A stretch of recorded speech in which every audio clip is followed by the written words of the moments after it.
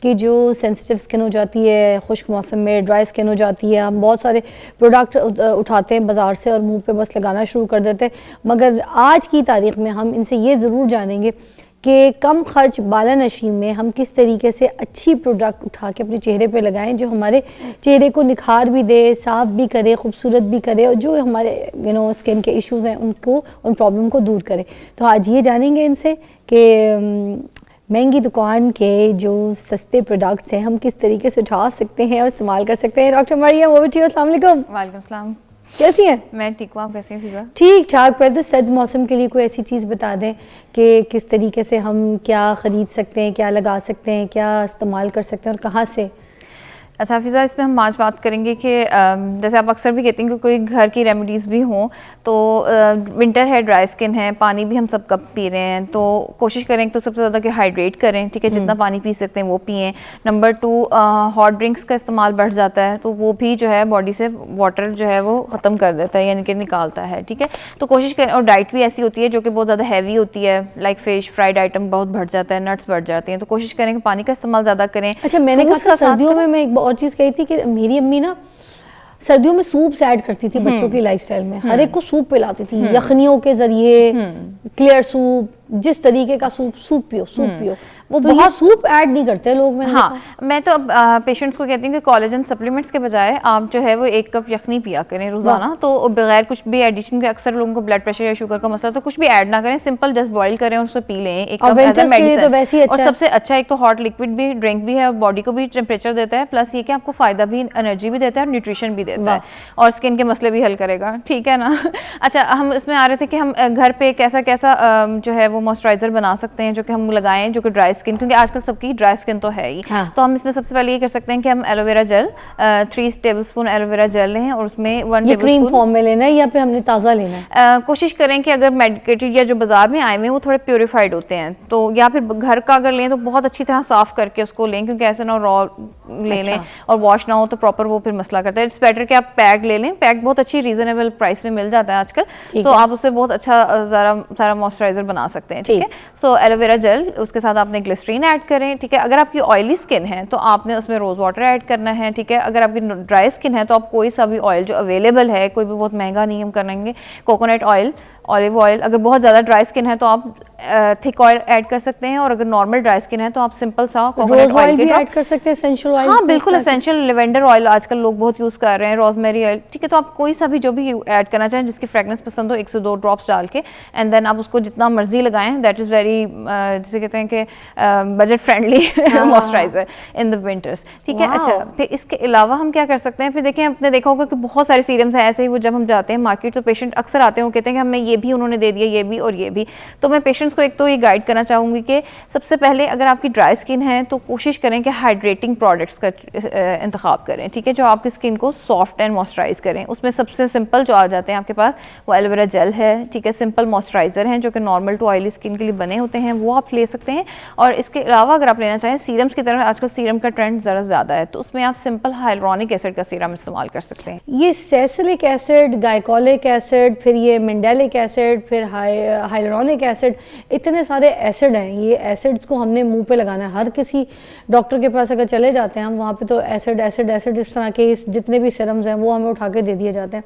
ये इतने एसिड वाले सिरम्स लगा के हम अपने चेहरे पे, अपने चेहरे को वाड़ नहीं देंगे, बिल्कुल ये छिल नहीं जाएगा, छिला हुआ मुर्गा हो जाएगा, तो बर्बाद नहीं होगा। ये इतना अच्छा सवाल किया ना है। ये सब लोग आजकल आ रहे हैं और वो कहते हैं कि हमने फलानी टिकटॉक रील देखी है या सुना है या डॉक्टर ने दिया है या कहीं से भी गए हैं, उन्होंने हमें एसिड दे दिया है। देखिए, हाइलुरोनिक एसिड के अलावा सारे ही एसिडिक पीएच वाले एसिड हैं जो कि आपके स्किन बैरियर ख़त्म करते हैं, जबकि हाइलुरोनिक एसिड जो है वो कॉन्ट्रेरली आपको उसका बैरियर बनाता है। तो उसको आप सेफली दिन में 3 से 4 दफ़ा भी इस्तेमाल कर सकते हैं, लेकिन ये जो अदर एसिड्स हैं इनको आप प्लीज़ अपने स्किन पे मत लगाइए, आपका स्किन का बैरियर ख़त्म करते हैं।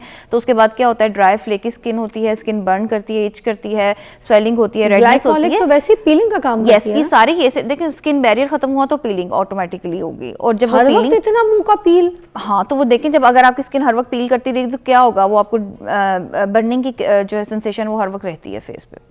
अच्छा, तो ये हमने ये इतने एसिडों के साथ मुंह को अपना छीलना नहीं है। नहीं, आप बिल्कुल, आप अगर आपकी ड्राई आप स्किन बिल्कुल रेकमेंड नहीं करती कि इस तरीके के एसिड्स जो है मुंह पे लगाए जाएं। मैं आपको वंस अ मंथ कह सकती हूँ, लेकिन वो भी according to the skin condition कि आपकी क्या नॉर्मल स्किन टाइप है, ड्राई स्किन टाइप है, या आपकी ऑयली स्किन है। ऑयली स्किन है भी कि नहीं? हाँ, और उसकी जरूरत है भी नहीं। हर कोई मुंह उठा के तो एसिड्स लगा रहा है। ये एक नया ट्रेंड है ना कि बस एक्सफोलिएशन कर लो, इतनी डबल एक्सफोलिएशन की आपको जरूरत नहीं होती। आप सिंगल एक अच्छा जो क्लेंजर है उससे ही अपनी व्हाट इज मेंडेलिक एसिड, ये क्या है? अच्छा, मेंडेलिक एसिड भी ये एक्ने को कंट्रोल करने में बहुत हेल्प करता है, ठीक है। लेकिन वही बात है कि सही चीज़ का गलत इस्तेमाल भी आपको प्रॉब्लम में ले जाता है, ठीक है। अगर आप इसको हफ्ते में या महीने में 1 से 2 दफ़ा इस्तेमाल करें तो ये आपकी स्किन के लिए अच्छा रहता है, आपकी डेड स्किन को उतार देता है और आपकी स्किन को ड्राई करता है। लेकिन अगर ड्राई स्किन वाला बंदा ये लगाएगा तो सोचें उसकी स्किन जल जाएगी, जो कि अक्सर जल जाती है। और फिर वो छाइयाँ और फिर जो स्किन में से मुस्तकिल तौर पर हीट निकलने का मसला होता है वो शुरू हो जाता है। क्या बात है मरियम, बड़ी आपने हमें शानदार खबर दी है कि जितने भी किस्म के एसिड्स हैं ये मंथ में तो कभी इस्तेमाल कर लें तो ठीक है, मगर वो भी डॉक्टर की रिकमेंडेशन के हिसाब से। हर कोई उठा के जिस तरीके के एसिड्स अपने पूरे ड्रेसिंग टेबल पर सजा के रखता है ना, दैट्स नॉट रिकमेंडेड। अच्छा, ये जो कोलेजन बूस्ट करने के लिए कुछ मेडिकेशंस इस्तेमाल की जा रही हैं, जैसे आजकल इसकी लिक्विड जो है लोग लेते हैं, कुछ शॉट्स भी पीते हैं, कुछ जाके इसकी कैप्सूल्स खाते हैं, कुछ ऐसी कैप्सूल्स आती हैं जो 6-6, 5-5 आपको एक साथ खानी पड़ती हैं पूरे दिन में।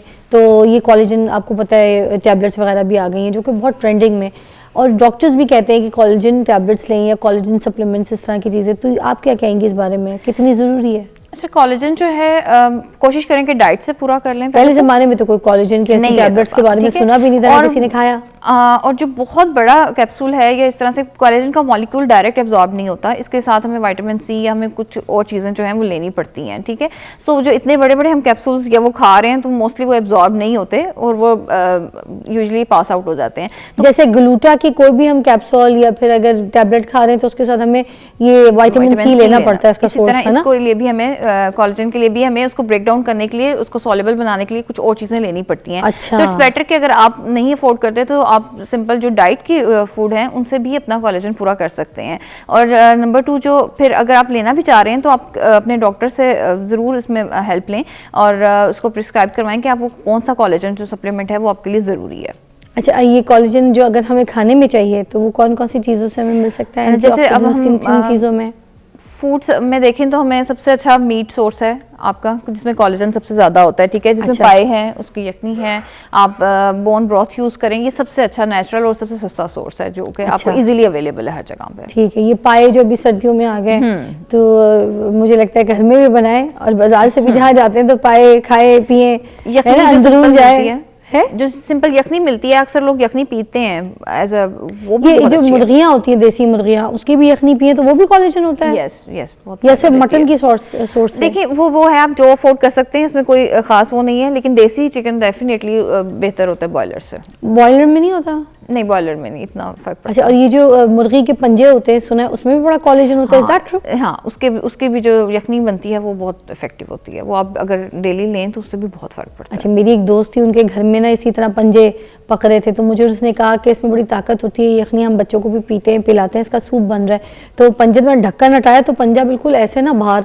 तो मैंने भी उसे हाथ मिलाया और तो ढक्कन में यखनी आप उसकी पी सकते हैं। यखनी वो ये एक अच्छा सोर्स है, आप मतलब इंस्टेंटली आपको मिलता है, उससे बूस्ट मिलता है। क्या बात है। अच्छा, अब हमें ये बता दीजिए कि हम बाज़ार में जब जाते हैं कोई क्रीम हम पसंद करें तो हमें उसमें ऐसी कौन सी चीज़ें देखनी चाहिए, ख़ास तौर पे ग्लोइंग स्किन के लिए? तो आपको पता है दुनिया पागल है कि थोड़ी सी स्किन चमक जाए, पॉलिश हो जाए, थोड़ा चमक अच्छी पर्सनालिटी में आ जाती है। तो मुझे ये बता दीजिए कि हमने उस क्रीम में क्या देखना है, कुछ चीज़ें ऐसी जो हों उसकी वजह से हम ना लें, क्या कोजिक एसिड कोई ऐसी चीज़ें जो लोग कहते हैं कि होनी चाहिए क्रीम्स के पीछे तो वो आपकी स्किन को चमका देगी, साफ़ कर देगी, इज़ दैट ट्रू? अच्छा, देखें, अगर आपकी स्किन अंदर से हेल्दी नहीं है तो बाहर से कुछ भी लगाने से वो सिर्फ चमकेगी नहीं, ठीक है। तो सबसे पहले बेहतर है कि आप अपनी डाइट को बेहतर करें, अगर आपकी न्यूट्रिशनल डेफिशिएंसीज हैं उनको पूरा करें, अपना सन ब्लॉक वो ज़रूर इस्तेमाल करें ताकि जो ऑन गोइंग पिगमेंटेशंस हैं जो कि बन रही हैं या डलनेस आ रही है वो तो रिकवर हो, ठीक है। नंबर 2 मैं आपको कहूँगी कि उसके बाद अगर आपने कोई भी ऐसी प्रोडक्ट इस्तेमाल करनी है उसमें सबसे बेस्ट है आप हाइलुरोनिक एसिड का चूज़ करें और सिंगल इंग्रेडिएंट यूज़ करें। बहुत ज़्यादा मल्टी इंग्रेडिएंट के साथ जो है वो प्रोडक्ट इतना अच्छा नहीं रहता, तो आप एक सिंगल जैसे कि हाइलुरोनिक एसिड है वो इस्तेमाल करें या विटामिन सी है वो फिर भी बेहतर रहता है, ठीक है। फिर तीसरा आ जाता है लाइक अगर आप जैसे कहेंगे कोई भी वाइटनिंग में जाना चाहते हैं तो उसमें यूजुअली विटामिन सी ठीक है, अल्फा आर्ब्यूटिन, कोजिक एसिड और ग्लूटाथायोन भी आजकल उसकी क्रीम्स भी अच्छी आ रही हैं। अब नॉर्मल कंसंट्रेशन 10 to 20% के साथ आप ले सकते हैं, लेकिन मेरी रिकमेंडेशन यही है कि आप एक प्रॉब्लम के लिए एक ही सिंगल इंग्रेडिएंट को चूज़ करें, क्योंकि समटाइम उसका कॉम्बिनेशन अच्छा नहीं जाता और आपको भी पता नहीं होता कि हमें सूट कर रहा है कि नहीं। और हमेशा नया प्रोडक्ट को पैच टेस्ट करें। सबसे पहले अपने स्किन के किसी एक हिस्से पे लगाएं, कान के पीछे लगाएं, बाजू पे लगाएं या गर्दन पे लगा के उसे चेक करें 24 to 48 आवर्स के लिए, और फिर देन आप अपने उस प्रोडक्ट को अपनी स्किन पे लगाना इस्तेमाल करें। क्योंकि अगर स्किन इरिटेट कर जाती है तो फिर एक्नी इश्यूज भी शुरू हो जाते हैं। इश्यू और बैरियर जब रप्चर होता है तो कभी या तो वो एक्नी, अगर ऑयली स्किन है तो वो एक्नी बना देगा, और ड्राई स्किन है तो वो एक्जिमा की तरफ चला जाता है, और दोनों के बाद पिगमेंटेशन का चांस बहुत ज़्यादा बढ़ जाता है, क्योंकि एशियन स्किन है हमारे पास, हमारे यहाँ डार्कनेस वैसे ही बहुत ज़्यादा है। कि चेहरे पे मसाज वगैरह करने से जो ड्राइनेस है, डलनेस है चेहरे पे, ये दूर हो जाती है कि चमक आ जाती है? अच्छा देखिए, बहुत ज़्यादा हार्श मसाज की ज़रूरत नहीं होती, आप नॉर्मल मसाज यानी कि सिंपल आप, अच्छा इसमें सबसे अच्छी रूटीन ये है कि आप क्लिनजिंग करें। हम तो ये देख रहे हैं आजकल सोशल मीडिया पे कि पत्थरों का मसाज है, तो जो चीज़ मिलती है उसे मसाज, पता नहीं क्या क्या, कोई स्टोन मसाज फेस की, और एक और मसाज चली है लंदन में, वो बड़ा रगड़ के चेहरे को ना आपके मसाज करते हैं, ब्लड सर्कुलेशन बड़ी तेज़ करते हैं, उसके बाद पूरा चेहरा लाल सुर्ख चिट्टा हो जाता है, और वो जो है ना पूरा चेहरा ऐसे ऊपर की तरफ टाइट खिंचा खिंचा भी हो जाता है। बड़ा आजकल ट्रेंडिंग में ये भी, मुझे नहीं पता इसको क्या कहते हैं, बट इट्स गोइंग ऑन।